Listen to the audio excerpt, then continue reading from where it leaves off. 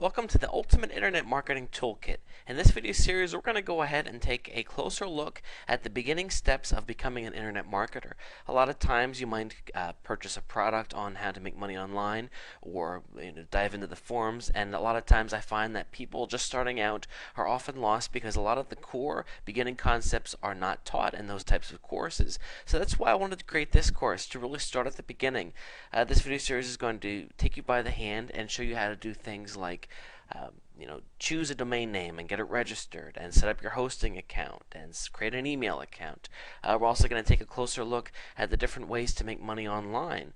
Not in super detail, but just overall to give you an idea. Things like article marketing and pay-per-click and search engine optimization. Just things, buzzwords that you hear all the time, but if you're lost and you don't know, what they mean, that's what this is for. Now, you're bound to come across things you already know. That's okay. The video series is set up that you can skip things, or maybe you want to view it a second time to make sure you understand what you need to know about that topic. So again, this is a great starting point for people and also a good reference point as well. So let's go ahead then and get started by taking a look at the first tool in the toolkit. I'll see you in the next video. What is affiliate marketing? Please note, affiliate marketing is also referred to as internet marketing. Throughout the video series, you might hear me say either or. They're pretty much the same thing. Affiliate marketing, according to Wikipedia, is a method of promoting web businesses where an affiliate is rewarded for every sale made through their efforts. Basically, what this means is going out, finding something that you'd like to sell, and then, of course, selling it, and every sale that you make, you get a commission on. But here's the catch. You don't need to have a attic full of your product. Let's say, for example, that you want to sell, something, a book. You don't need to have the physical books at your place. You go ahead and you get the sale, and then the person that you sold for ships the book, but they recognize that you made the sale for them, and then of course give you a commission. So it's actually pretty cool because one of the things that's difficult with sales is, if you were to open up a store, it's difficult. Of course, it takes a lot of money to stock products. You don't have to do that, and also, you don't know what the demand is going to be like. So with internet marketing, and you can sit down and you can try to sell something, and if it doesn't work, you just switch to something else, and then of course you don't have to return any products or anything like that. You only get paid when you sell something. Now I'd like to show you an example of affiliate marketing in action. I am at a place called ClickBank. ClickBank is a place for affiliate marketing where you can go to find products that you can sell. Please note, all of ClickBank's products are actually digital. We'll talk a little bit more about ClickBank a little bit later, but I just want to go ahead and show you. I'm going to go ahead and search the marketplace for dog training. You can see here that some weird stuff came up. Let's just try dog. Okay, Secrets to Dog Training updated. Essentially what this is a product that someone created on how to train a dog. You can see the sales letter here, and the cost of this product is I think it's around like $47, something like that. So here's the catch. I go out and I convince my friend to buy this because I know that my friend has been having some problems with her dog. So I get him to buy this, but of course he buys it through my special affiliate link. What will happen is my friend will purchase this, of course, for the $47. However, I will get 3/4 of that sale. Is that insane or what? 75% actually goes to the person that made the sale, which is me. So what you're going to find is with affiliate marketing, oftentimes the sales commission is very high. So what happens then is, you might find yourself, you sell a product for $100, you might get $50 from that sale, $75 from that sale. Now can you see why affiliate marketing is so exciting? Because again, you don't have to do things like stock your store, and it's not that hard to get out and get set up. You can join ClickBank for free. We'll talk about that a little bit later. But once you get going, then you're all set, and you have your affiliate link, and you can start making sales. So that's essentially what affiliate marketing is. In the next video, we're going to summarize the advantages, why you absolutely need to be doing it, because it is a fantastic way to make money without leaving your home, and we'll talk about that in the next video. I'll see you there. Why you should do affiliate marketing. There are actually a lot of good reasons to do affiliate marketing.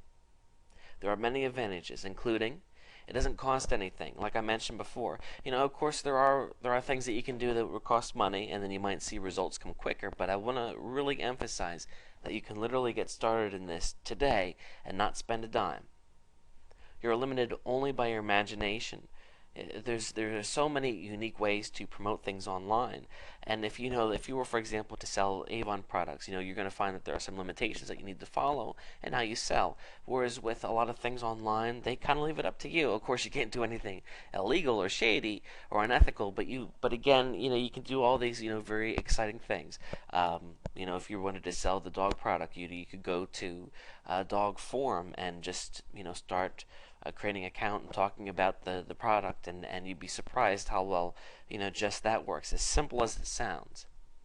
Countless everyday people are successful with it. I want to really point that out to you, that you find stories all the time of people that do not have a formal marketing education jumping online and doing well. Now, it isn't as easy as it sounds. It does take hard work, dedication, and you have to keep at it. You're not going to get rich the first time you sit down.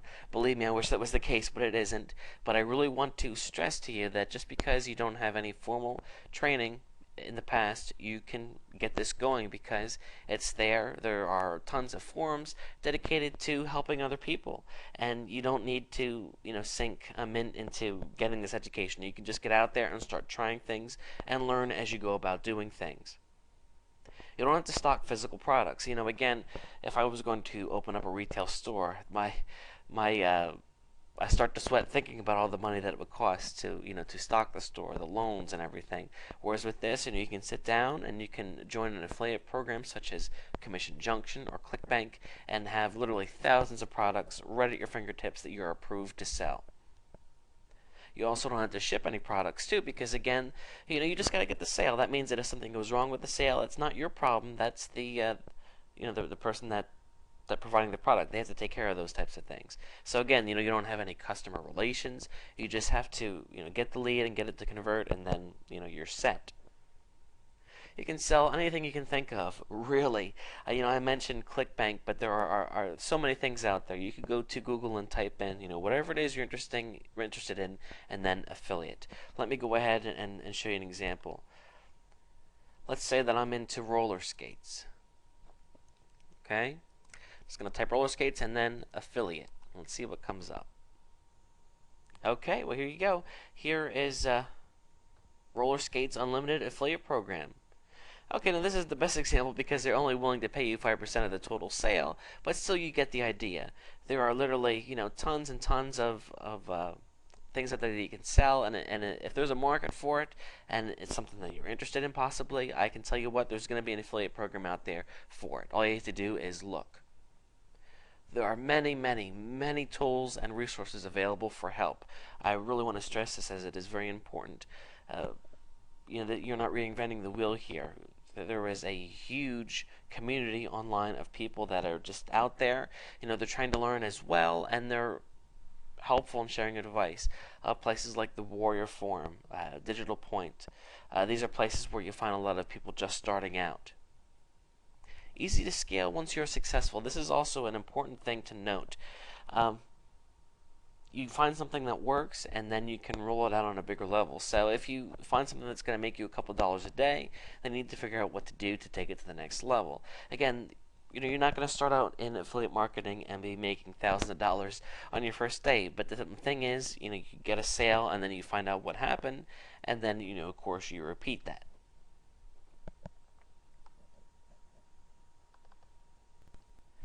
Tool number 1, popular internet marketing methods.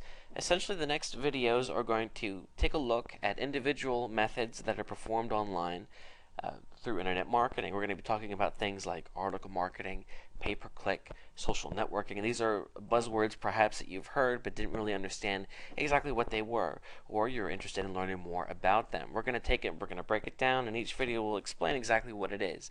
Again, you'd be surprised how many people don't know some of these things, and that's okay. That's what this video series is all about. So again, if there's something that you already know, that's okay. Feel free to go ahead and skip forward to something that you don't know. I'll see you in the next video. The first method we're going to look at is the very popular pay-per-click. Often you see this abbreviated as PPC. Essentially, pay-per-click is defined by Wikipedia as internet advertising model used on websites in which advertisers pay their host only when their ad is clicked. Now, I went on and on talking about how you can get involved in internet marketing for free, and this is actually a paid method, so maybe I shouldn't have started off with it. But nonetheless, it's very popular, so here it is. Let's say that I go to Google to find out more about dog training. So I'm just going to go ahead and type in dog training. Okay, now a wealth of information comes up here. We see some natural search results here, and also some ads along the side. These ads are the pay-per-click that I mentioned. Essentially what happens is you can go out there today and sign up for something called an AdWords account. And what happens is then you create an ad and it is displayed. You choose whatever word you want it to be displayed for. And then what happens is every time this ad is displayed, it doesn't cost anything. What costs something is whenever somebody chooses to click on the link. So that means that if your ad is displayed 100 times and somebody only clicks on it 3 of those times, you're only going to pay 3 times. Now the cost that you pay can vary anywhere from a penny or 5 cents all the way up to several dollars. Things like mortgage rates, low mortgage rate, let's say here. These ads are top dollar here. And then, of course, we have things that are going to be much, much lower. So, it really depends. But essentially what happens here is this is very exciting because it means that you can literally get your information in front of the world right away. We talk about other things like building a website and doing search engine optimization. These types of things are going to take time to see effect, whereas with pay-per-click, you can get immediate results. The downside is that new people every day get involved on pay-per-click and spend a lot of money and don't make any money because pay-per-click is competitive and it can be rough. It's something that you do see people struggling with. So I want to encourage you to not start out with pay-per-click if you haven't done any of this before. Don't get me wrong, pay-per-click can be incredibly successful because once you have something that works, you can scale it and people make crazy, crazy money with it. However, it's complex and it takes experience and you really have to be good at selling things and to do this. Whereas with some of the other methods we're going to talk about, they're free, and if you're not the best at it at first, it's not going to be a big deal. But with this, if you're not the best, you're going to get eaten alive. So just a fair warning. But again, I want you to understand what exactly pay-per-click is. Now, of course, there are other methods of pay-per-click. We can go over to Bing, Microsoft search engine, and do a search for dog training, and you'll see that there are ads as well. Now, I'll tell you what. Everybody knows Google. Google is the most popular. It is the most expensive. Microsoft's pay-per-click program, you're going to find that the ads are cheaper. Of course, the traffic's going to be less too, but there's still a lot of traffic. Even places like Facebook have their own pay-per-click ads too. So it's a big universe, and it is certainly something that you may want to consider, and that's what pay-per-click is. Article marketing. Article marketing is essentially creating and distributing articles to numerous places on the net where they will in turn be distributed to a wide range of webmasters and publishers. Okay, that's a pretty big sentence there. Let's go ahead and look at an example. E-zine articles is the most popular article directory. What happens is people go out and for free, this is a free method, create an account with e-zine articles, and then they just start writing articles about whatever they want to promote. So let's say, for example, let's just pick something from the front page here. A guide to avoiding car insurance tricks. Someone sat down and wrote an article that contains helpful information. So the goal here is that somebody is looking for car insurance, and maybe they're concerned, our company's going to be shady. How do I know I'm getting the best deal? So here we go. Here's the article. So because e-zine articles is a popular site, it gets a lot of traffic. So what means is you create an article and you can be assured it's going to get read by people. So here's the trick. People write the article. They're not just writing for fun. Hopefully they're not just writing for fun. At the end of the article, they have a chance to promote their own website or their own product. So essentially what happens then is, somebody comes here and reads the article and they say, hey, wow, you know what? This is a well-written article. I'd like to learn more, or I've decided that I want to buy this product, and there you go. So let's say, for example, that somebody comes to e-zine articles looking to read a review on a product, such as Doubling Stocks is a popular stock program. Okay, Doubling Stocks review exposed. What the others won't tell you. Wow, you know what? If I'm looking to buy this product, that's going to really catch me, and I'm going to want to read this article. So then, of course, the article is going to convince you why you need to buy the product, and then they will have their link to learn more. Or sometimes they might tell you why the product won't work, and then of course mention theirs. So there's another advantage to article marketing.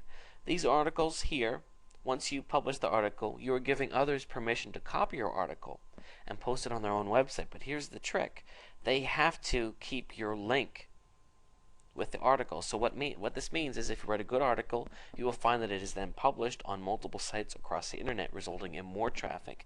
So people do article marketing to get backlinks to their websites because, of course, you're going to have these links in there, but they also do it for traffic. What you also find is, if you go to Google, because the article directories are so popular, when I do a search for a doubling stocks review, you will see that the very first result is an easing article. So what this means is, if you do proper keyword research, which is, that takes some time to understand, but essentially if you target the right keywords, you can get them to rank in the search engines, which can really bring about a lot of traffic. And again, this doesn't cost anything to do, so it's certainly an avenue worth pursuing. So that's what article marketing is. Search engine optimization.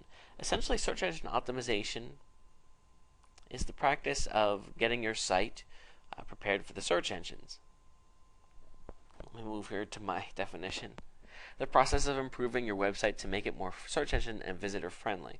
What this means is, if you go out there and create a website and throw it up there and hope that traffic's going to come, well, you're going to be a little bit disappointed, because it takes more than just getting your website out there. You have to make sure that it is optimized for the search engines, because the search engines have an incredible task in front of them. As you know, the internet has so much information, and whenever you sit down and do a search for something, if I do a search for, of course, dog training, Google is going to return what they believe to be the most relevant results. So what this means then, of course, is that the site at the top is going to be the best site in Google's opinion on dog training. So if you create a website then on roller skates, or let's say how to roller skate, well, you're going to have the task of convincing Google why your site is the best. And in order to do that, you need to practice search engine optimization. Now, there are some things that we'll cover in some later videos in this toolkit, as far as how to apply search engine optimization to your page. But it's a variety of factors. It's writing your page in a certain way. It's taking the time to research the types of keywords that you want to rank for, and then kind of working backwards. It also means getting lots and lots of links to your site. In fact, many people argue that is 80% of the battle is getting a lot of links. So, and I found that to be the case too. So that's what it really comes down to, and that's what search engine optimization is. CPA marketing. This is something that you do hear quite a bit of talk about, especially recently, because it has gotten very popular. CPA marketing is basically when you get paid per action. We talked before about selling products through ClickBank or even Avon, and of course you only get paid when you make a sale. Well, CPA marketing is a little bit different. It's getting paid a commission on a cost per action basis.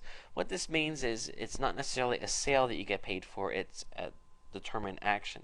So let's take, for example, let me see if I can find a live example here for you. If I am looking to go to night school, okay, I'm looking to go to night school online. Well, you're going to see that some ads come up, because these people are trying to make money from your decision.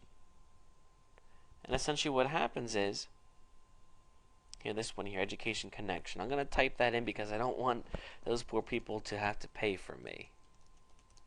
And I'd suggest that you do the same.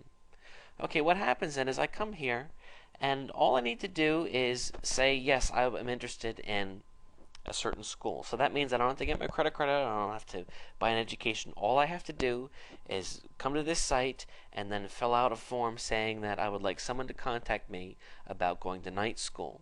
And then voila, somebody's going to get paid a commission on my lead. So think about that for a second.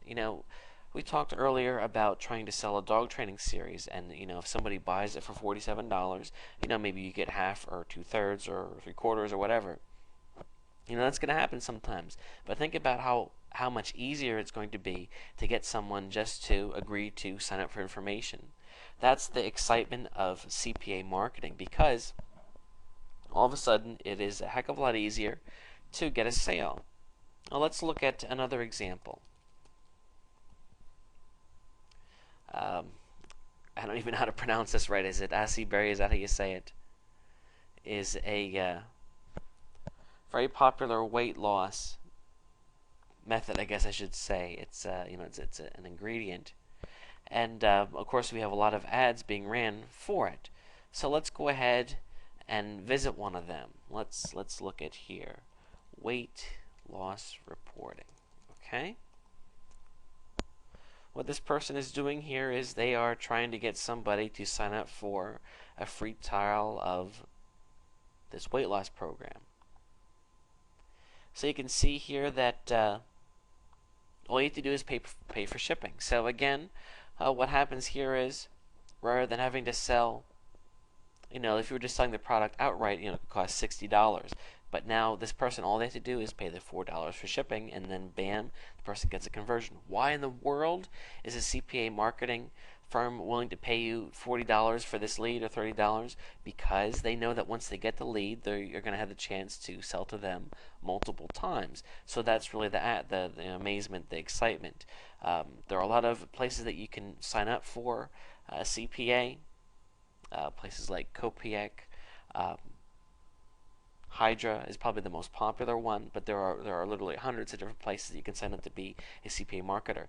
Now, I will have to say this, that CPA marketing is more of a next step type of thing. People often start with something like ClickBank, and some of the CPA places it's a little bit more difficult to get into. But still, CPA marketing really works out well, and I would suggest that maybe you start with something like ClickBank. Once you get a few sales under your belt, then you look into CPA marketing, because it really is, there's a lot of possibilities there, and it's a lot of excitement. Marketing information products. Essentially what this means is going out, there's a couple steps, let me go through them. First, you research the market and get a good feel for things. Then you create a product for that market, and then promote your product to a target audience. So what this would mean, of course, is that you go out and, let's say, for example, you want to get involved in dog training. You would first go to the dog forums and find out the common problems that people have with their dogs. What types of things would people be interested in paying for a solution? Then you go out, unless you're an expert dog trainer yourself, which you may be. If you're not, that's okay. You go out and you pay someone to create a book for you on how to train the dog that's going to answer, of course, to the target audience. And you take that product and then promote it to the audience. So what happens then is, rather than selling other people's products, you have your own. And the thing is that it really is not that hard to create your own product. In the past, creating your own magazine, your own book, or whatever, there were immense costs associated with it. Whereas with the internet, thank goodness for the internet, you can sit down and with free software, you can create your own book and publish it to a PDF, and start selling it over a weekend, which is just insane. So again, you want to follow these steps, and you're going to see a lot of people talking about the power of making your own products, because of course you get 100% of the profits, and there's good reasons for that too. Now, I do want to say that again, this is more of an advanced thing. I would not suggest starting out doing this, because you might spend a lot of money for something that doesn't sell, and I would hate to be in that situation. So what people do is they start in a market selling other people's products, and when they see that the excitement is there, they go out and create their own products. So instead of getting commission, they're getting all of it. So that's essentially what the worth is of marketing information products, and of course creating them for yourself. Social networking. Social networking is all the buzz. Essentially, a social network site is any site where people go to network. This includes places like Twitter, Facebook, MySpace, LinkedIn, Dig, and about a zillion others. Social networking is very, very popular. Let's go ahead and take a look here. Dog trainer Twitter. Because I want to show you an example of a dog trainer that's on Twitter. Okay, here. This person is a dog trainer, and what they did was they set up a Twitter account, and they now have over 1,000 people following them. That means that they have 1,000 people that have said, yes, I am interested in this person and I want to hear what they have to say. And then what happens is, on a regular basis, this person sends out something called tweets, and everybody that signed up, gets that. So this person is putting themselves in front of all their followers, several times a day, which is a fantastic way to not only share information, but of course to market yourself. So if you're a dog trainer, you go out and you create a Facebook account. Rather than connecting with your friends, you're going to be connecting with people that you think you can help.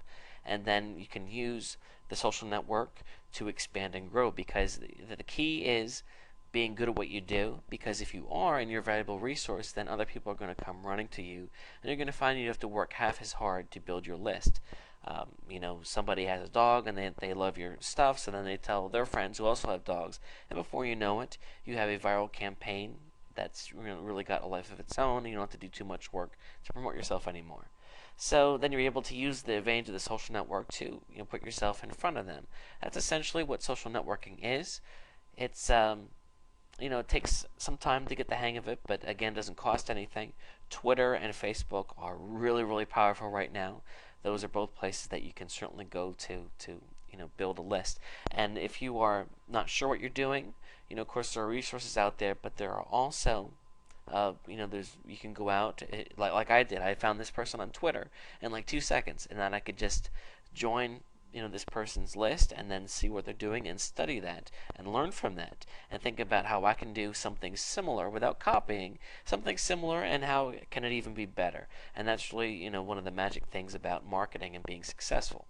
Tool number 2, finding and registering a domain name. Over the next few videos, we're going to talk about why you need a domain name and how to go about and register, because obviously if you're looking to get into affiliate marketing and you are serious about things, you really should get your own domain name. We'll talk about the one that you should pick, and of course how to register and all that stuff. It's not really that hard, and it is something that I would encourage you to do. It only costs $9 or $10 to get a .com domain name, which of course is the best, and then it's something that you own for a year. So it doesn't cost a lot of money to do. It's not something that you have to do, but I do recommend it. So I'll see you in the next videos where we talk about what you need to know about getting your own domain name. Brainstorming domain names. Okay, so you've started to dabble a bit in affiliate marketing and you have an idea of the type of product that you'd like to sell. You need to come up with your own domain name so you can have either a website or maybe even just a small page about what you're promoting. So how do you go about doing that? Well, I would suggest that you brainstorm, that you think about possible domain names. I want to go ahead and show you GoDaddy is the most popular domain registrar, and it is who we're going to be using for example here. So let's say that I sit down and I come up with some domain names. I would encourage you to just write them down, and then you can come here and see if they're available. So let's say that I decide that I want it to be dog training. Okay, well, first of all, that is way too general, and unfortunately probably taken about 2 seconds after the internet went online. So it's not available. However, it's actually so general they didn't even give me they did give me some things that are available. Dog travel training, my pet training online. That's actually not too bad. So you can see how GoDaddy helps you. They say, sorry, this is taken, but here are some additional suggestions. Dog company training, pet memory training. Let's try it again. Let's say dog training help. Let's see what comes up. Okay, so the .com of course is already taken, but again they give you some additional ideas here. Dog training support online. Okay, but that's not too bad. My pet training assist. So again, you kind of get the ball rolling, and then GoDaddy is going to help you along the way. Now, as you start to come up with different ideas, I want to ask you to compare them against some tips that I'm going to share with you right now. You want to make sure that your domain name is relatively short and easy to remember. Keep in mind, if somebody hears your domain name, let's say that they heard it on the radio, are they going to be able to remember it to type it in, or if their friend tells them about it? That's a good thing to gauge it against. So, you want it to be short and easy to remember, not too complicated. Now, of course, dogtraining.com would have been ideal, but you know what? The really, really good domain names are taken. So you gotta be inventive, and you can't always settle for the best thing. So you gotta just do your best, to have it be relatively short and easy to remember. Does not contain numbers or hyphens. This is a big one. Sometimes you see domains written like dog-training-online.com because obviously dog training online was taken, but with the hyphens it's not. The search engines do not like hyphens. Hyphens are weird. They're hard to remember, or people won't, put them in, and then they're going to go to the wrong site. I would encourage you to stay away from hyphens and numbers. Now, if there's a number in your business name, certainly it's okay. But generally speaking, I would not suggest adding numbers. Like you wouldn't want your site to be dog training 33 if there's no reason for it to be 33, because that's not going to fare well for you. Preferably a .com. This is really important. .com stands for commercial, and when you go to register your domain name, you're going to find that .infos are actually a lot cheaper. However, .infos are penalized a bit in the search engines. When somebody sees your site, or the search engines see your site, they're not going to recognize you as being serious because you don't have a .com. It's unfortunate, but that is the way that it is. .nets are okay. They're not as good as .coms, but they're okay.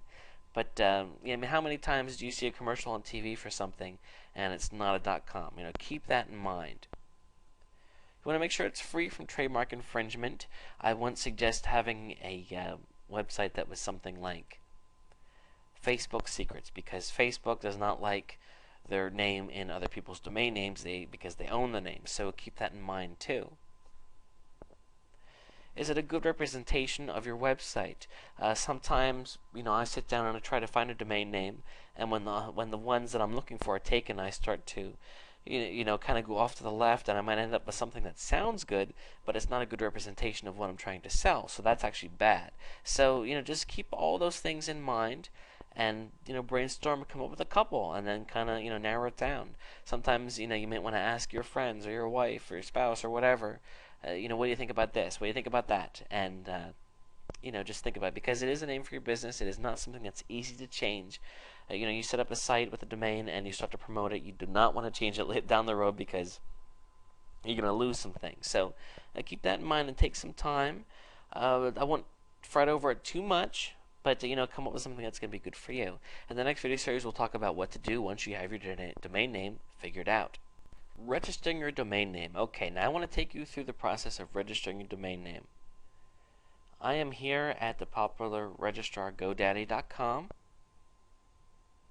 and you saw earlier how I typed in some ideas for domain names. Let's say that I decide that I want to purchase my dog training help. Okay, I'm not saying it's the greatest domain name, just using it as an example. I'm going to go ahead and check it. I'm going to here add and proceed to checkout. Now here is the most important thing you should know about buying a domain name. They're going to try to upsell you about a bazillion extra services. Now you don't have to take them. When I said that a domain name is $9, $10, $11, I meant it. However, they are going to try everything they can to get you to buy more. You do not need it. So I want you to follow along with me as I go about things. First, I'm going to go ahead. I already have a GoDaddy account, so I'm going to go ahead and sign into it. But if you don't have one, you can just go ahead and fill in your information here. In fact, I'm just going to make up information. I'm going to pause and do that. Okay, and if you're at a different registrar, of course the screen's going to look a little different, but the gist is going to be the same. We can see here that from the get-go, they want me to register the domain for 2 years. I'm going to suggest, especially just starting out, you don't need 2 years. 1 year is fine. So go ahead and change it to 1 year. Sometimes I've even seen them have it be at 5 years by default. So make sure that you check this stuff. It stinks that they're going to be a little deceptive like this, but that's how they are. Mike Jones, that's the name that I made up, for this video. So, okay, domains in this order. You can hit this just to see. There it is, my dog training help. Contact information, which is what I filled out in the last step. Okay, do you want your domain to be certified? I would not worry about that, uncertified. Add hosting to your domain. Okay, in a later video series, we're going to talk about hosting. If you want, you can have your hosting through GoDaddy too. It is going to make things easier to have the hosting and the domain under the same roof. However, you're not necessarily going to get the best pricing. So it would keep that in mind. The videos are going to take you step through step on how to work with, domain register to GoDaddy and then hosting to somebody else. So I won't worry too much about that. I'm not going to check on any of that. They ask if you want private registration, meaning that by general, whenever you register a domain name, anybody can go and see who the domain name is registered to, kind of like a car or a house. If you want to, you can have your domain registration be private, meaning nobody can see it. You can do that if you want. Of course, it costs money. Surprise, surprise. But I don't think it's necessary, unless you have something to hide. And if you're creating a business for yourself online, it's not always the best idea to hide something. So there's additional things here. Again, you don't need any of it. This extra stuff here. I just go ahead and I say, no thanks, I'm ready to check out. Please stop trying to sell me stuff, because if you don't, they're going to try to sell you even more stuff. Okay, now, review the shopping cart. Here we are. Actually, somehow I got 2 in there. Oh, sorry, just 1. They're trying to trick me again, because they're saying, hey, you know what? You're getting the .com. Why don't you get the .org and the .net too? So if you have a business, absolutely, I would go ahead and I would register the .org and the .net and even the .info, because you don't want your competitor registering the .net. But if you're just starting out and you're creating a site, to promote a dog training offer, I would not worry about it. Even if they're going to give you a discount, it's not really a deal, trust me. Okay, so there it is. This is just going to cost me a little under $11. And then I can pay with my credit card. I can also pay with PayPal, which is pretty cool. That's how I do it. And then you can also, you just need to agree to the terms of service. And then you hit continue with checkout, and then you pay for it, and that's it. It's yours.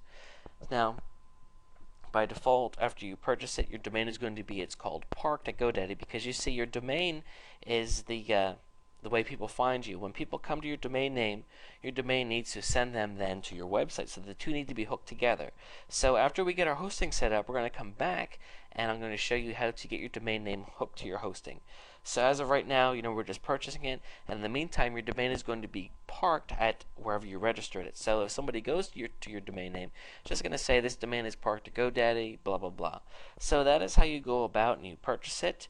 You want to, of course, keep your login information so you can access your account later, which you will need to do once you get your hosting set up. So that's it. That's how you go ahead and get a domain name, and I'll see you in the next video.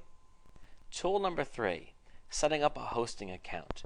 Okay, so hopefully you now have a domain name and you are looking to create a website. You need somewhere to put the website. So think of it kind of like you have a house, but you need somewhere to build it. When you build your house, you need somewhere for it to sit on. You need some land. Well, your hosting account is your land, because even though you may already have your website that you created on your computer, you need to upload it to a hosting account for it to be live on the internet. So that's what a hosting account is, and that's, of course, is why you need one. Now, don't worry, hosting is relatively cheap. It can cost you just a couple dollars a month. So we're going to take you through, of course, how to find a hosting account that's going to work for you, and then I'm going to show you the most common things that you need to know with your hosting account. Mainly, how to set up your domain name so it's linked to your hosting account, and then also how to kind of find your way around the back end of things. So we'll go ahead and get started with the next series of videos. Why you need a website for affiliate marketing. Now, I gotta tell you, this is a part where I do see people start to get intimidated, because they say, website, that sounds complicated. And I wanted to tell you, why it is important that you get over this bit of concern, realize that it's not that hard, and also why you really do need one.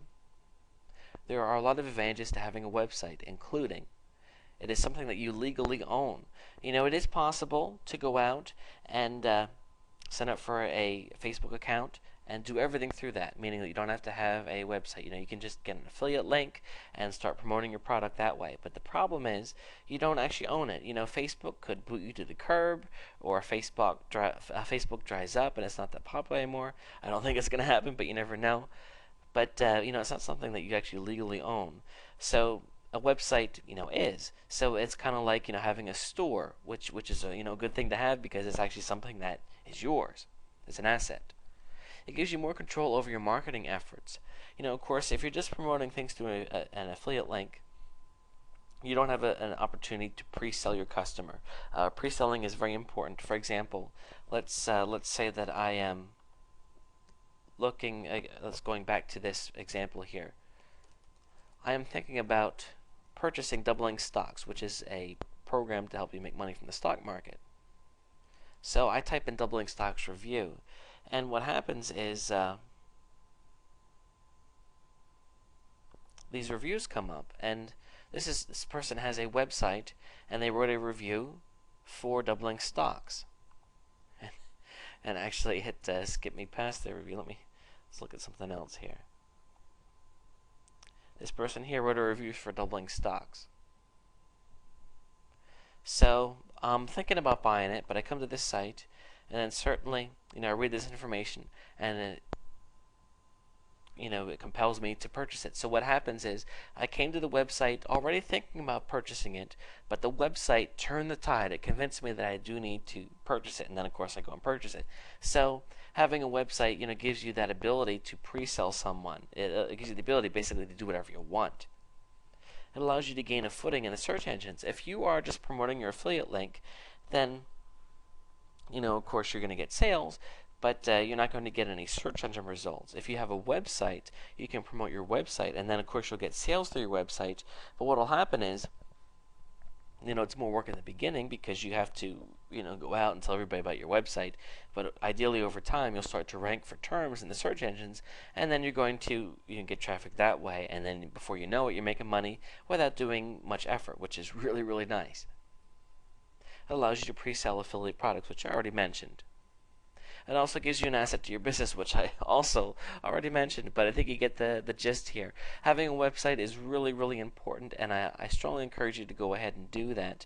It really is not that hard, as you will see in the next series of videos. Choosing a website host. Of course, there are lots and lots and lots of places that you can get website hosting. However, I would not necessarily go with the cheapest one because not all hosting is reliable. When looking at a website host, I would encourage you to look at past performance and reviews. You just go to Google and type in the name of the hosting company and review and see what people are saying about them. Pay attention to account limits. Sometimes you might get pulled in to a hosting account that looks cheap. However, it doesn't give you a lot. Things like bandwidth, which is how much transmission can occur. Every time somebody comes to your site and views a page, that's bandwidth. You want to make sure that you have enough bandwidth. You want to make sure that you have enough memory and space. Fantastico is highly recommended. Fantastico is a tool that comes with some hosting accounts that makes life a lot easier. I hope that you pick a hosting account that has Fantastico because it makes life so much easier. For example, WordPress is a very popular way to set up a website, and Fantastico will do it automatically for you. It automatically creates things like bulletin boards, image galleries. It's a really nice tool, especially for someone that doesn't know a lot about what they're doing, and it's a standard with many hosting accounts. Make sure it can expand with your needs. Perhaps you're going to get a hosting account that's just has space for 5 websites. Well, a couple months from now you might want to add 5 more. Does that mean that you have to move everything? I sure hope not. I would hope that your hosting account can expand with your needs, which most major providers can do. Decent support and uptime. You know what? This probably should have been the first thing because it's really important. You could have cheap hosting, but if it's never online, that's not good. Now, I'll tell you what. I've dealt with some hosts for years, and every once in a while, my site does go down. It does happen. Most of the time, they claim that the sites are up 99% of the time, and if you're online all the time like I am, you notice that 1%. So it does happen, but you hope that it does not happen very often because time is money. Directly below this video screen, you can find some links to hosts that I have found success with. I think that they're safe choices, and if you like, you can check them out. Configuring your domain name. Okay, after you have chosen a host and signed up and paid, your hosting account is activated. Sometimes it's immediate, sometimes it takes a couple hours, maybe a day. You should be sent information on your name servers. What we have to do is we have to link our hosting account with our domain name. So what you need then specifically are your name servers. If you cannot find it, typically it is in your welcome email, but if you can't find it, just contact support. That's what they're there. They're here to help you.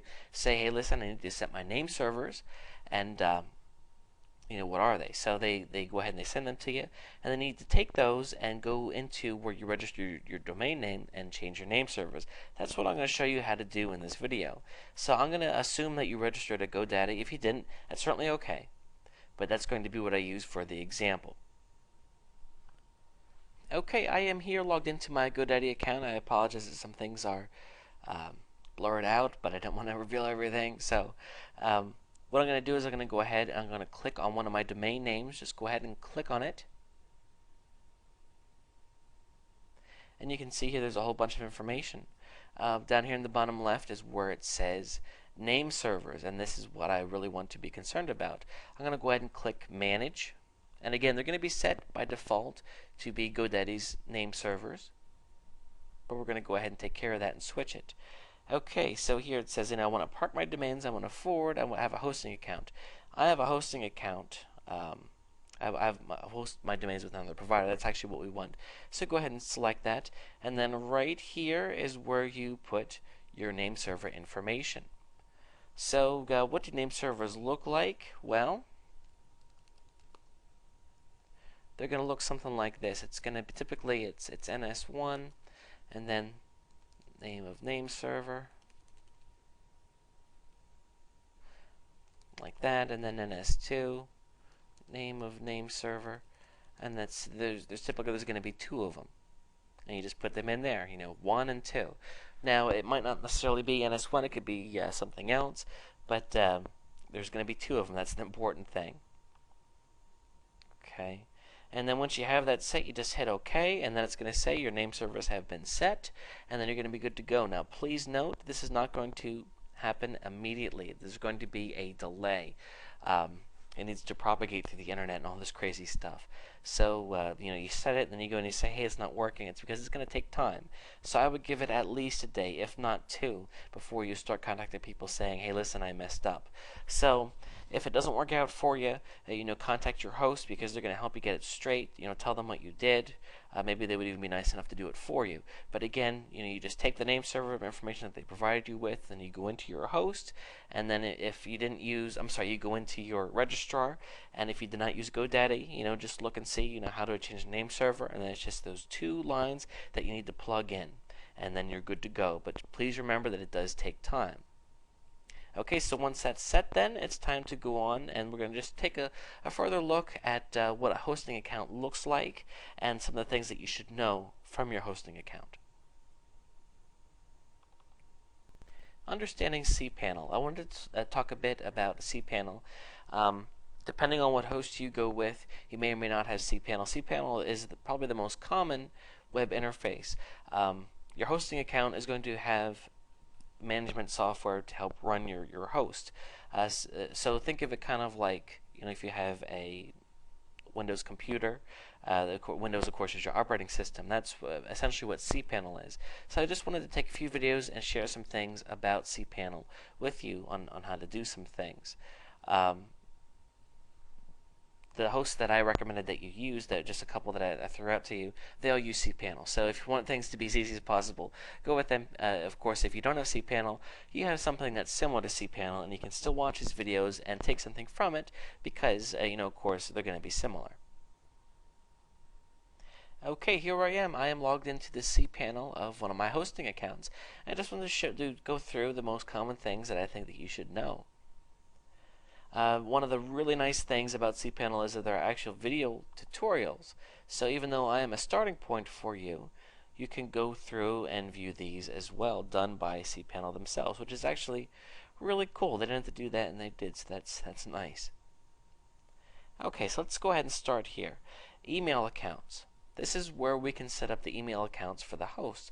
What this means is that for every host, every account that you can have email accounts underneath it.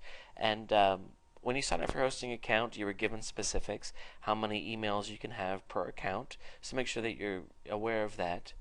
But let's say, you can create your emails to be whatever you want. So it could be your name, and then you create your password, and bam, you have an account. and that's it.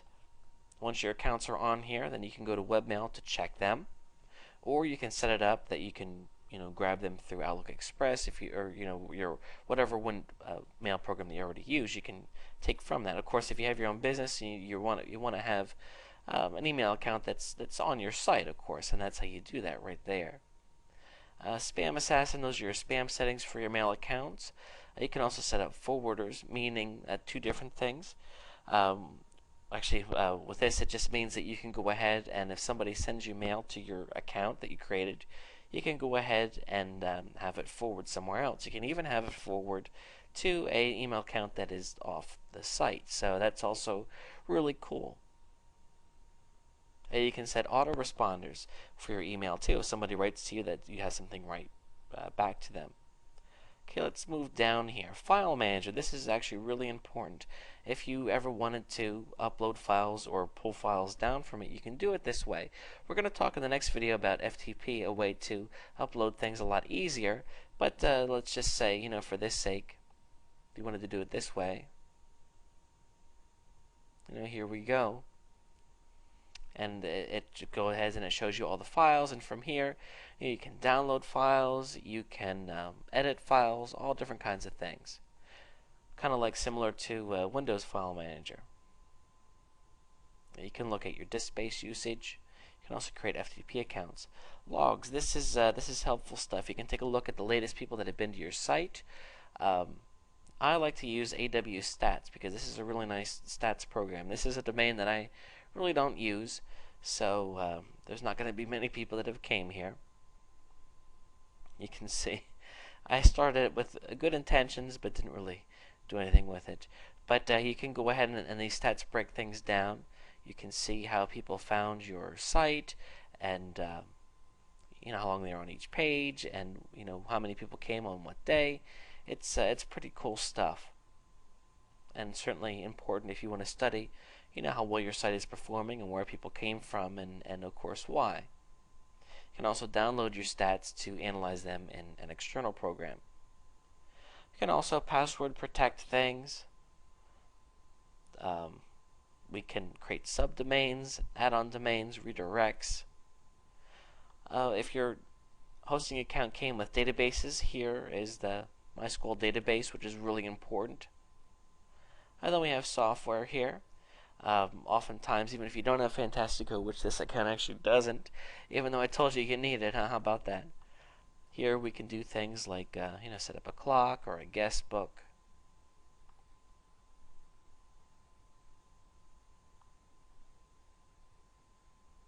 We can configure our own arrow pages. We can set up cron jobs, different things like that, and of course contact support. So that's essentially cPanel and how it works. I would encourage you to get in there and get comfortable. In the next video, we're going to talk about once you have your website files, how do you get them onto your hosting account. And even though you can do that through File Manager, I'm going to suggest that you do it with an FTP program. It doesn't cost anything, and I will see you in that video. I'll see you there. Understanding FTP. FTP stands for File Transfer Protocol, and essentially what it is it is a program that allows you to take files on your computer and upload them to your hosting account, which is your website. If you're an experienced webmaster, you may already have an FTP program that you paid money for. QtFTP is the most popular, and I use that, but I also use a program called FileZilla, which is free, and I can certainly recommend it because it's really nice, especially for being free. But don't let that fool you because it actually has a lot going for it. You can download it here at this location, and I'm going to go ahead and show you how to take files from your computer and upload them to your hosting account through FileZilla. Now, in the later videos, we're going to talk about how to actually create the files. So for the time being, you're going to have to pretend that you already have the files, or come back to this video later once you have them. So let's go ahead and open up FileZilla. Once you download it and install it, it's a pretty painless procedure. Once you have it, I'm going to show you what to do. Okay, so here we are. I have FileZilla opened up, and basically what's going to happen here is there are going to be two windows. The one is my computer, and the other is going to be our host. And what we need to do is we need to transfer the files from one to the other. So the first thing I want to do is go ahead and find whatever files I want to upload to my website. I find them on my actual computer. And there they are. Let's pretend those are the ones that I want. And then I'm going to go ahead and enter my information here that you should have from your hosting account, which would be, of course, your domain name, and then your username and password, whatever you need to be able to access your account. So I'm going to go ahead and connect to one of my hosting accounts.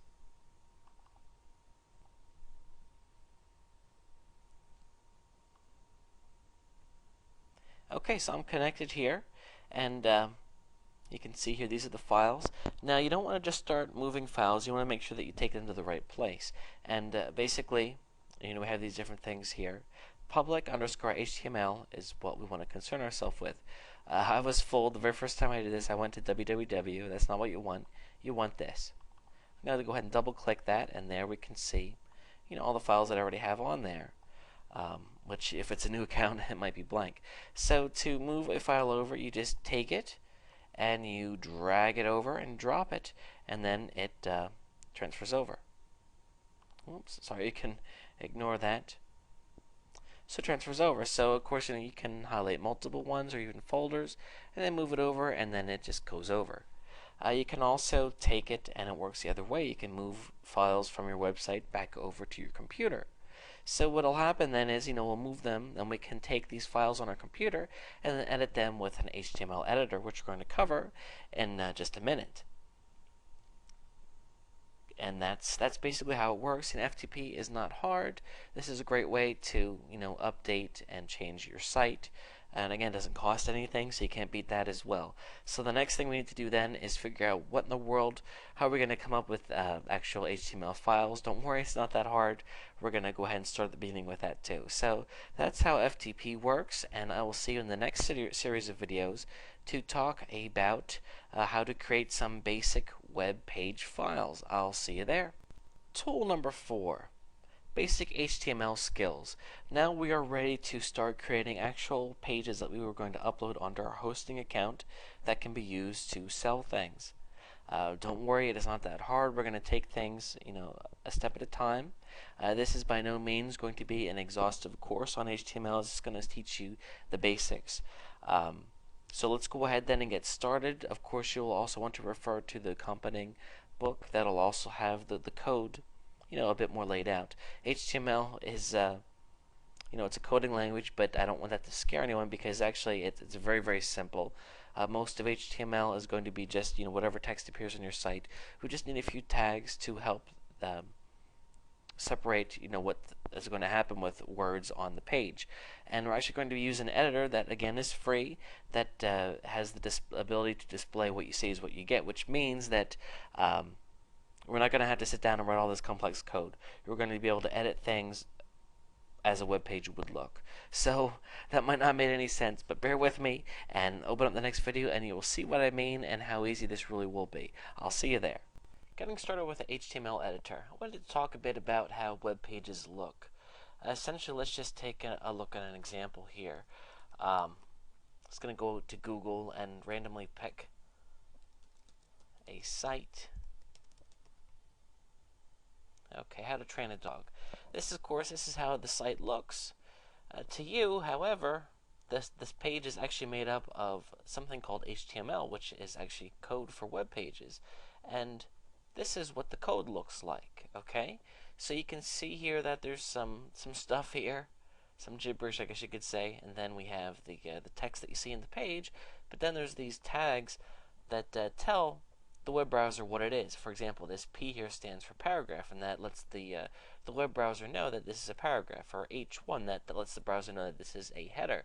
So like a professional dog trainer, if we go back to the page here, you can see that this part is bigger because this is the header. So the reason that all these words look the way that they do, of course we have some bullets here and images and all that stuff. The way that the browser puts it all together is by looking at some code that's in there. So what we need to do is we need to get an editor because, of course, I don't expect you to sit down and start writing code from scratch like this. Fortunately, there are tools known as HTML editors where you can look at the page like this rather than looking at it like the crazy code. You can actually get to see both, so that way as you change the code you can see how it looks, and that makes creating web pages and editing web pages a heck of a lot easier. In fact, it's not really that hard at all. So the most popular editing program is Dreamweaver, Adobe Dreamweaver, and it is excellent. That's what I use. However, it does cost quite a bit of money. So what I want to suggest to you is that you pick up a really nice free program that I've also used called Composer. It's available at composer.net. You just go there, and again, this is free software, and download it and install it. Now, if you do have Adobe, if you do have any other different kind of program, that's okay. The gist is going to be the same. But if not, go ahead and grab this. This is what I'm going to use in the following videos to demonstrate some basic HTML skills. I'll see you in the next video when we start to talk about how to construct a page. I'll see you there. Creating a basic page. Okay, creating a basic page is not that hard. I have Composer open on my laptop here. So what I want to show you is the way that it works, as do most decent editors. They show you the coding for the page, but they also show you exactly what the page would look like online. So there's a couple different ways that you can get started. Perhaps some of you will purchase a site from someone, or maybe a landing page, and then what you can do is you can tweak it in this editor, or maybe you're going to start from scratch. That either way is okay. Basically, the layout of a page, it starts with this line here. This basically just lets the world know that this is a web page. This HTML here, and again, all this information is also in the book as well. Then we start with something called the header section.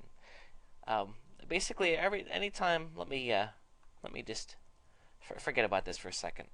Whenever a tag occurs, it starts and ends. So let's say, for example, I want to create a paragraph. Well, I start. That's the paragraph tag right there. It starts with that, and then I have my text there within the paragraph, and then I need to close the paragraph.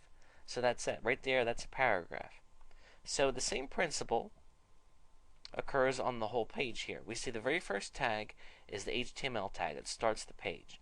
It also ends the page. Okay? So that lets the internet know, hey, this is a web page. Next, we have two sections to the page, the head section and the body section. The head section is where we have a chance to tell the search engines what our page is about. When a human comes and sees the page, they do not see the head, just the search engine. So this is a very important thing to do, because of course it's very important that we explain to the search engines what our pages are about. Then between the body here, this is where we have a chance to write our page. So you can see here that I wrote, "Hi, this is my web page." I go here to preview, and hey, look, there it is. Note, you don't see any of this header stuff. It's simply not there.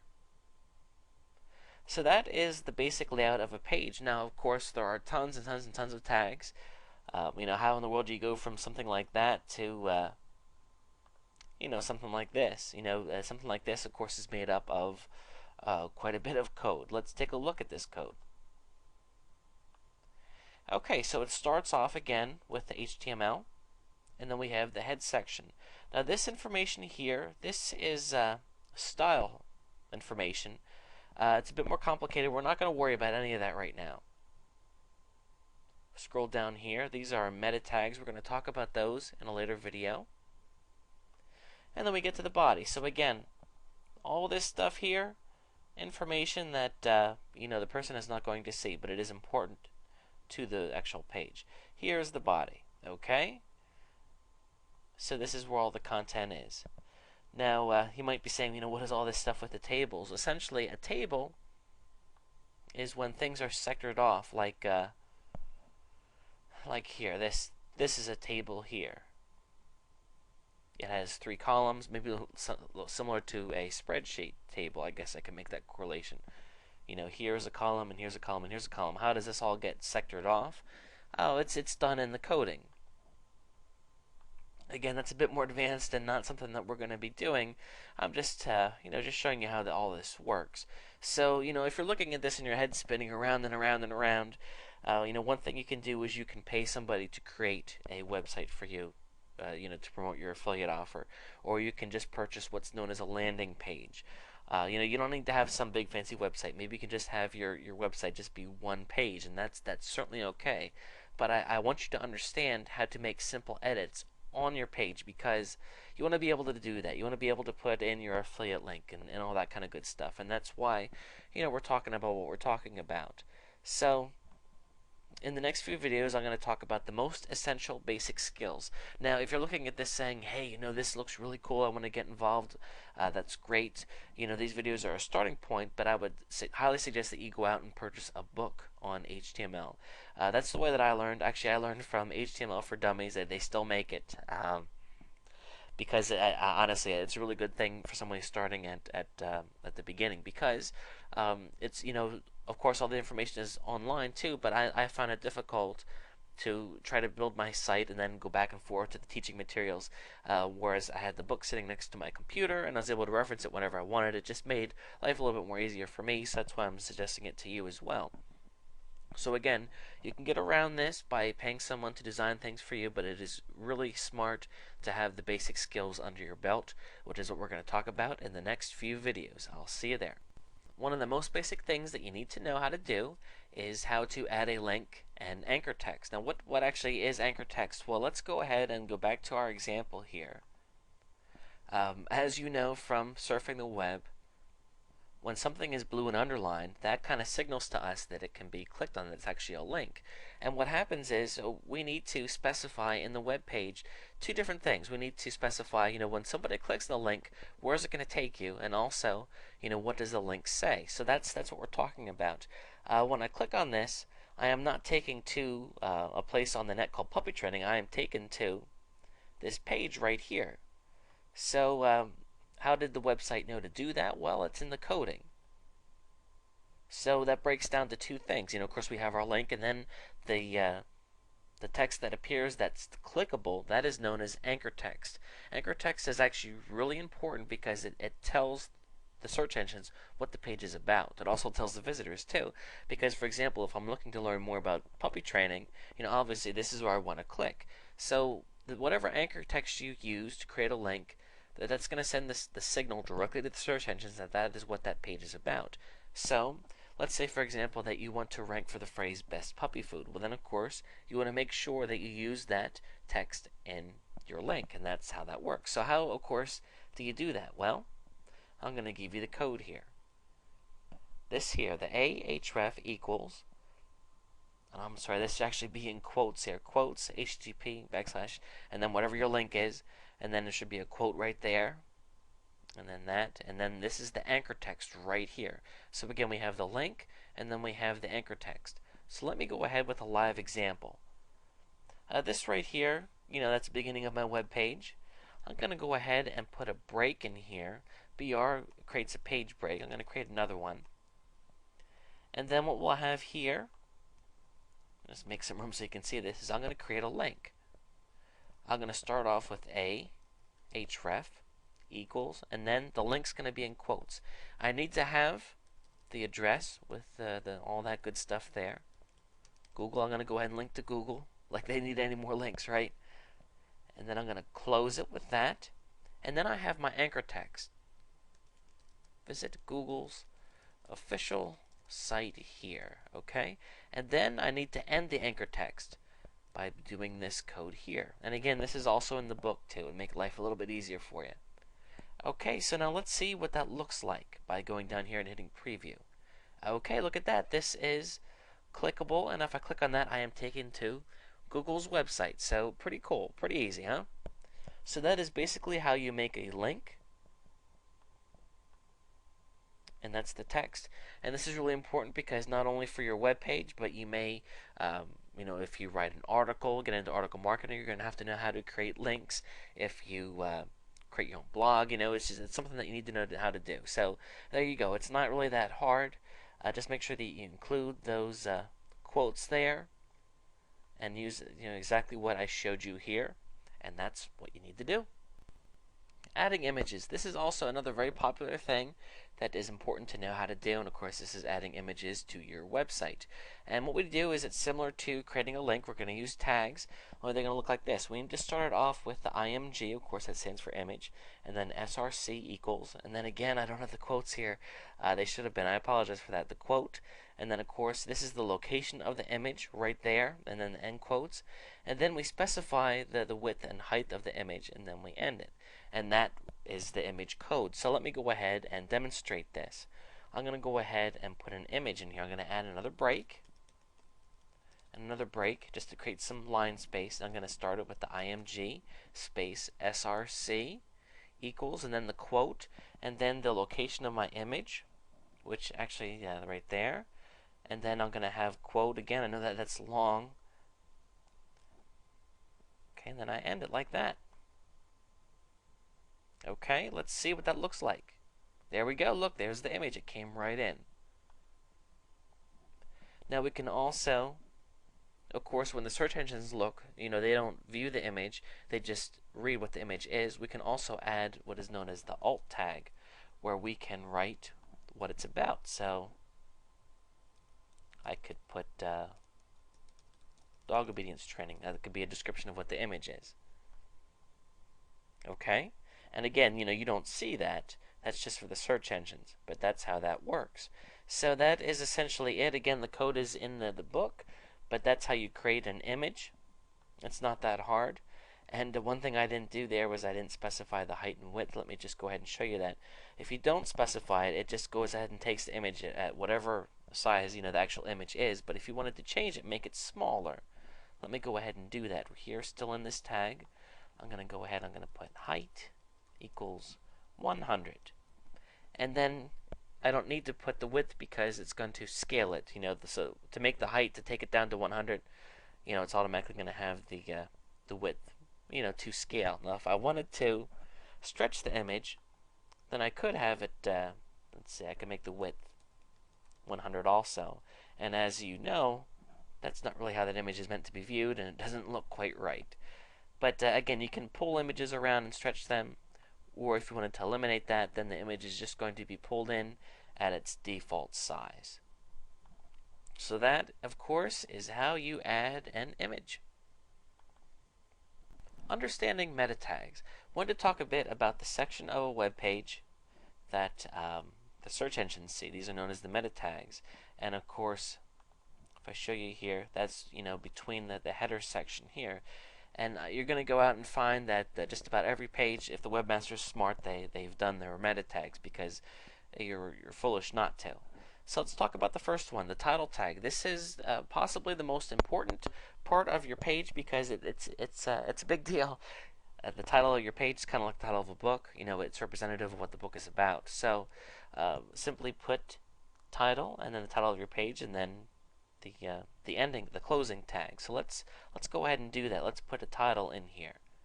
Actually, it's already in here. So right there, title, and then just put it here. This is the title of my page, and then close it with that. And that's it. That's the title tag. Now we go to the preview, and you don't see anything. Actually, the title of a page does appear in a browser. Let me go ahead and show that to you. The title is what appears right here. So the title of this page is How to Train a Dog, and then so forth. So when you do a search on Google, oftentimes, not always, but oftentimes, what comes up here is the title of the page. So there you go. Title certainly is important.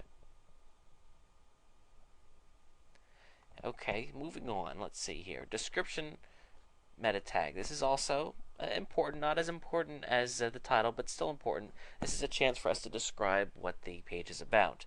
And this is the code that you use. Meta name equals description, content equals information on dog training includes help with barking. That was the description that I went ahead with. So what I would do is I would just take that, copy it, and then paste it right into my page, which could be, I could have it be right here. Keywords meta tag. This is also another chance for us to tell the search engines the keywords that are important in this page. Oftentimes, if you're trying to rank for a keyword phrase, you certainly want to make sure that you put them in here. The coding, again, is just meta name equals keywords, content equals dog training tips, dog training information, and whatever else is relevant.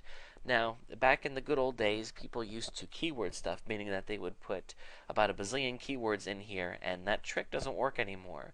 In fact, it can hurt you. What I would suggest you do is not go crazy and just have 5 to 10 keywords in there that describe your site. You don't have to do it.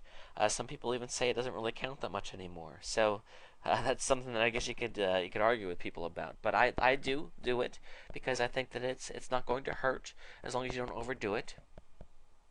Okay, the robots meta tag is also something that you see a lot of. Basically, what this does is it's used to tell a page if you don't want the search engines to index your page. So let's say, for example, that you have a page that's private that you don't want the search engines to be pulling up. You would create this tag here. There is also a way to make this tag, change this tag so they know to follow, but the default is that they will follow, so you don't actually need it. So this actually isn't that important of a tag, but I wanted to include it just to include it. So that's the meta section, the basic gist of it. And you should now have an understanding of how website works. Now, we had talked before about how to take these files and upload them with your FTP. Of course, you would just go in here and save the pages, and then you would connect with your FTP program and upload them to your site, and then they will look just like they do here. Pretty cool, huh?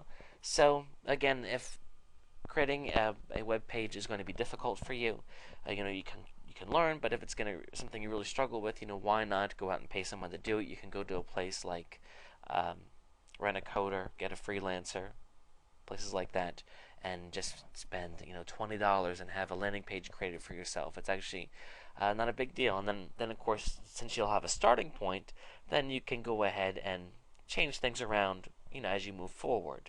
So that is how it works. I hope that it makes sense, and I hope that it encourages you to go out and learn more about how to code HTML. It's really not that difficult.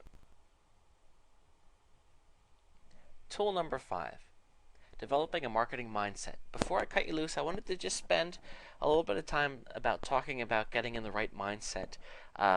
You picked up this video series because you're new to marketing, and I just think that it's very helpful for someone new to know a couple things about this industry, because this industry is quite a bit different than other things. I'm sure that many of you have jobs and you're used to working 9 to 5, sitting down at a desk or whatever, and internet marketing is a bit different because you don't have a boss standing over you.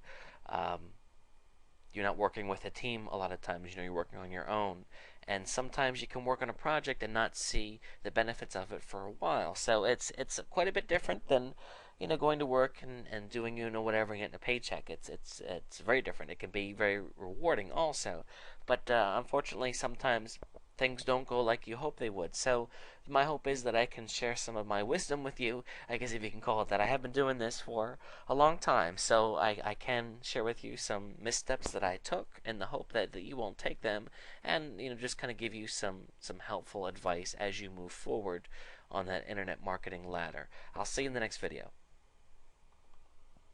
The newbie pitfalls. Okay, starting out, there are some crucial mistakes that people can make that can bring about an end to your internet marketing career. And I don't mean to scare you. I just want to tell you how it is, because I want you to succeed.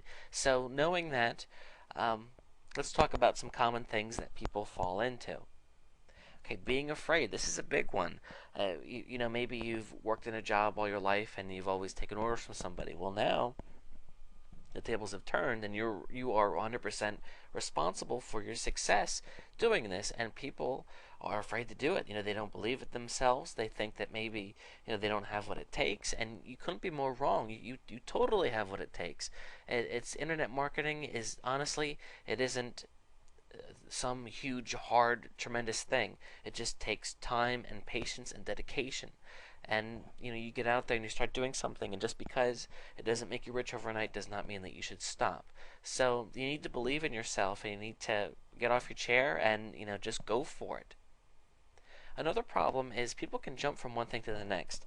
If you get any type of internet marketing emails in your inbox, you probably notice that a lot of them have a great deal of hype in them. They're always talking about the new greatest thing and how to make tons of money. And I'm not saying that that's not the case, but I will say that it is very common for people to purchase a product with the best intentions of seeing it through and becoming successful, and they take a couple steps and then something else comes out, and instead of seeing through what they started, they go on to the next thing, which sounds like an even better way to make money. And the thing is, you're going to end up starting a lot of projects and never finishing any, which means that you are throwing money away. So just be really careful. Now in the beginning, it is certainly okay to spend some time looking around and trying to figure out, early in the series we talked about the many different avenues that you can go when getting involved in internet marketing, and that's certainly okay. But once you get a feel for what you want to try, pick one and really stick with it. Stick with it at least until you're making some money, and then you can decide if you want to stick with it some more. Analysis paralysis, or however you even write that. The gist of this is that sometimes people really want to make things perfect, and internet marketing is not about being perfect. It is about getting something out there and looking at it and saying, how can I make it better? Some people, they just take way too much time planning things out and never take enough, don't spend enough time taking action.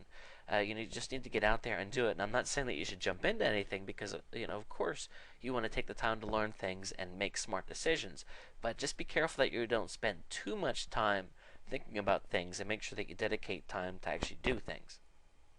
Running out of money early, you need to stick to a budget. Pay per click, I've seen many people sit down with hundreds of dollars, and before they know it, they're out of money, and they weren't tight enough for their budget from the beginning. You need to, every penny counts, and before you purchase a product or before you purchase ad space, make sure that it's going to be a good investment for your business, because if you lose too much money, you're going to be out of the game, and that's not good. So look at the methods that don't cost much, so you can at least get some money coming in before you start spending a lot of money on other avenues. Working alone is a tough one, because nobody in my family does internet marketing, so I can't sit down at the dinner table and talk about this kind of stuff. My wife knows more than she'd like to, probably, and that's nice to the extent. But again, it's not the same as working in a job where you have a coworker that's in a similar situation. It doesn't need to be this way, because there are lots of forums out there, and we're going to talk about that in a minute, where you can meet people doing the same stuff. And the internet is a big place, and even though I wouldn't suggest going on a forum and sharing all of your secrets, there's no reason you can't get out there and make some contacts and network, make some friends. I'm glad to say that I've made quite a few friends that I chat with from time to time, and you know what, we share tricks and tips with each other, because I know that it's going to help him, and he's going to help me, and he's not gonna go blab it to the world. We work together. So the point is that also I don't feel as alone when I'm doing this. I've come up with some ideas that I thought were great, but I ran them through a couple of my colleagues, and they were like, you know what, that's a pretty dumb idea, and it saved me some time. So again, working alone, it's tough, and it doesn't need to be that way. So I hope that you take these things to heart. And in the next video, we're going to talk about the importance of setting goals for yourself. The importance of setting goals. This is really, really important. The thing about internet marketing is that you don't have concrete goals set for you like your boss may do for you. So it's going to be real important that you do things for yourself. I got to tell you, one of the biggest problems that I have personally as an internet marketer is that sometimes I just get in a mood where I spin my wheels. I'll just be going from one thing to the next, and what I've found is that when I do not have a clear action plan, I do not make the best use of my time. So what I try to do is start the week off by making a to-do list, and I write everything down, and then of course as I do it, I'm able to move forward. It keeps me focused, because I'm also able to look and feel good about the things that I got done as well. So when you set goals, you want to make sure that they are realistic. If you create too high of a expectation, then you're not going to meet them, and then you're going to be it's not going to be good. You're going to be disappointed with yourself, and you don't want to set yourself up to fail. So make sure that they're realistic. You know, it's certainly okay to set a goal for how much money you don't want to make. Now, it's hard to, especially in the beginning, to be realistic because you haven't done this before. You don't know. But once you start to make money, you know, think to yourself, you know, what do I need to get from this point to this point, and then set a goal for when you want to be there, and think about realistically what is it going to take to get to that point. So you kind of work backwards in a sense. So the most important thing is that you hold yourself accountable and come up with some sort of plan of action and stick to it. Networking online. This is really important. We talked in the last video about 2 videos ago, sorry, we talked about the importance of not working alone and making contacts online. There are a lot of great places that you can go to meet people. The Warrior Forum is a really great place. I think that you'll find that people on here are serious about learning about internet marketing, and there are some experts on there as well that share a lot of good stuff. Digital Point is another place. There are a lot of people here. I don't frequent this one too much, but it is surrounded a lot more by people just starting out, which certainly can be a good thing. SitePoint is another place where you'll find a lot of people.